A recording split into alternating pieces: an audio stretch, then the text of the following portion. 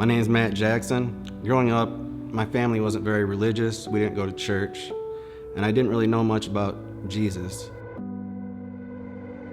In high school, I started to notice that something was missing. Tried to fill that void with drugs.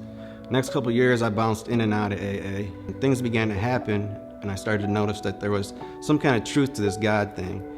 But we didn't talk about Jesus in AA. It was a higher power of my understanding.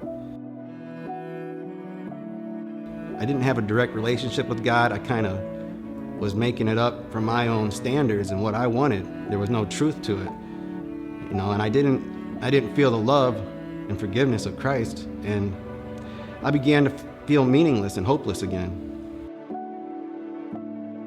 Because there was that void, I continued to use drugs.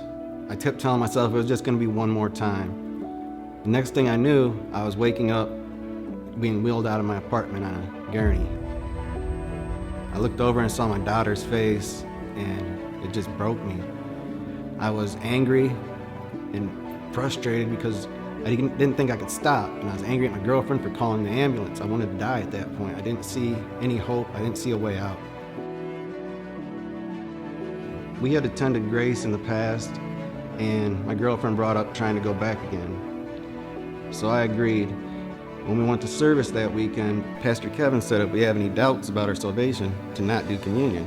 And I got kind of offended and asked my girlfriend on the way home, how could anybody not have doubts? And she kind of looked at me and was like, I don't understand how you do have doubts. And she brought up maybe I should talk to somebody. So I called up and made an appointment with Pastor Tim, went and sat down with him and asked him some questions. He had some very logical and compelling answers to my questions. I still had a little bit of doubt, but he asked me if I was willing to accept Jesus. And I was willing to try with an open mind. I kind of begged Jesus to come into my life and to show me the truth, because I had no other options at that point. Pastor Tim also asked me to start reading the book of John. I began to change things in my life and started reading the Bible.